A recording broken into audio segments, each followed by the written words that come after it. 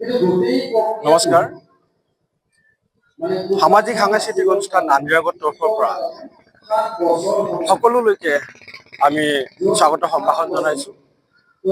অসম চৰকাৰৰ সাংস্কৃতিক পৰিকল্পনা বিভাগৰ অধীনত দৰং জিলা প্ৰশাসন, চিপাঝাৰ সাংস্কৃতিক কেন্দ্ৰৰ উদ্যোগত আৰু আমি নান্দিৰা গোষ্ঠীৰ সহযোগত এই নাৰিকলীৰ ঐতিহ্যমণ্ডিত স্থানত আমি বিগত 7 জুলাইৰ পৰা 21 জুলাইলৈকে গোৱালী নৃত্যৰ কৰ্মশালা অনুষ্ঠিত কৰিবলৈ আমি সুবিধা পালোঁ।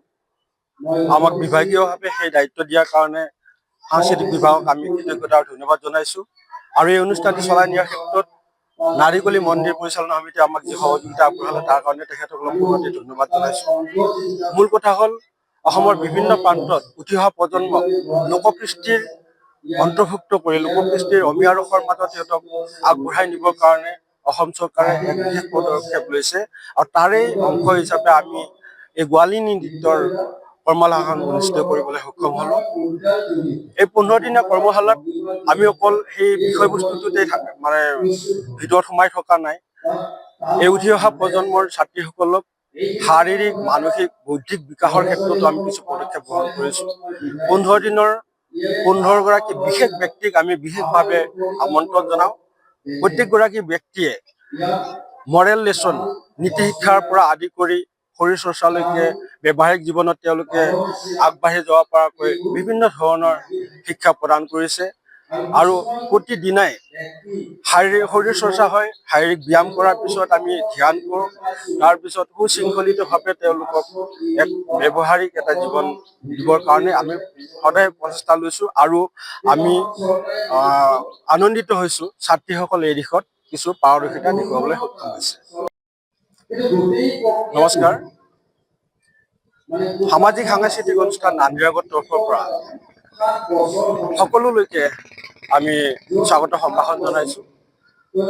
অসম চৰকাৰৰ সাংস্কৃতিক পৰিকল্পনা বিভাগৰ অধীনত দৰং জিলা প্ৰশাসন, চিপাঝাৰ সাংস্কৃতিক কেন্দ্ৰৰ উদ্যোগত আৰু আমি নান্দিৰা গোষ্ঠীৰ সহযোগত এই নাৰিকলীৰ ঐতিহ্যমণ্ডিত স্থানত আমি বিগত 7 জুলাইৰ পৰা 21 জুলাইলৈকে গোৱালী নৃত্যৰ কৰ্মশালা অনুষ্ঠিত কৰিবলৈ আমি সুবিধা পালোঁ। আমাক বিভাগীয়ভাৱে সেই দায়িত্ব দিয়াৰ কাৰণে সাংস্কৃতিক বিভাগক আমি কৃতজ্ঞতা আৰু ধন্যবাদ জনাইছোঁ। আৰু এই অনুষ্ঠানটি চলাই নিয়াৰ ক্ষেত্ৰত নাৰিকলী মন্দিৰ পৰিচালনা সমিতিয়ে আমাক যি সহযোগিতা আগবঢ়ালে তাৰ কাৰণে তেখেতসকলক পুনৰতে ধন্যবাদ জনাইছোঁ। মূল কথা হ'ল অসমৰ বিভিন্ন প্ৰান্তত উঠি অহা প্ৰজন্মক লোককৃষ্টিৰ অন্তৰ্ভুক্ত কৰি লোককৃষ্টিৰ অমীয়া ৰসৰ মাজত সিহঁতক আগবঢ়াই নিবৰ কাৰণে অসম চৰকাৰে এক বিশেষ পদক্ষেপ লৈছে।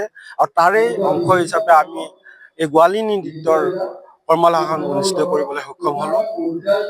এই 15 দিনীয়া কৰ্মশালাত আমি অকল সেই বিষয়বস্তুটোতে ভিতৰত সোমাই থকা নাই। এই উঠি অহা প্ৰজন্মৰ ছাত্ৰীসকলক শাৰীৰিক, মানসিক, বৌদ্ধিক বিকাশৰ ক্ষেত্ৰতো আমি কিছু পদক্ষেপ গ্ৰহণ কৰিছোঁ।